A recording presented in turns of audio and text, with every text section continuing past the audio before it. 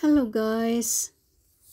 Ipapasyal ko na naman kayo dito sa Jerusalem. So heto ako. Mamasyal tayo. Mag-ikot-ikot lang tayo dito sa Jaffa Road. So ayan. Heto, medyo mainit ang panahon. At syempre, naka-sunglass tayo. O, diba?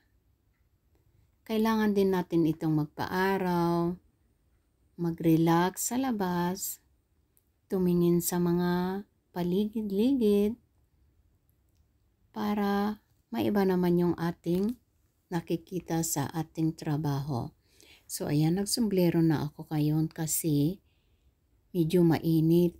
Nakaramdam ako ng init. So sayang naman yung ating sunblock dahil syempre ang gamit lang natin na sunblock ay yung murahin lang. So sayang na rin, 'di ba? So, nagsalamin at nagsombrero na rin ako. Ayan, ang ganda dito sa labas. At dito namang building na ito, bago lang. So, malapit ito sa Takan na Markasid. So, marami nang nabago dito sa Jerusalem. So, ito lang ang pasyalan natin ngayon. Sana wag po kayong magsawang manood ng aking mga video dahil kahit saan ako magpunta susulok ng Israel, isasama ko kayo. Diba? Kasama ko kayo. Sa pangnanood kayo, nakikita nyo na rin at para na rin kayong nakapasyal sa mga pinupuntahan ko. So, maraming salamat sa laging mga nagsusuporta.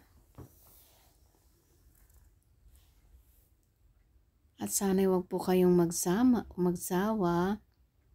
At syempre, kailangan lang natin mag-enjoy. So hanggang sa muli, see you in the next video again para updated po kayo sa aking mga pupuntahang lugar.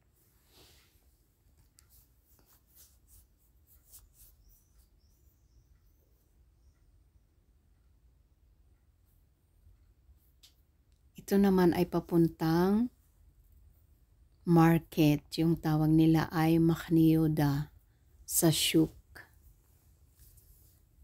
So, ayan.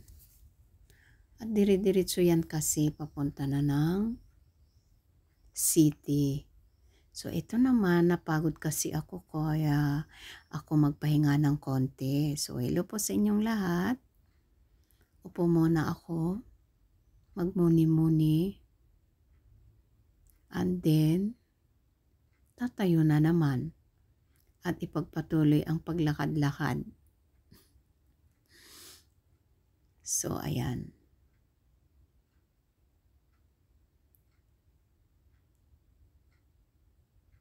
So, babalik tayo yung ating camera, yung ating cellphone ay iliwan lang natin. So, ganyan.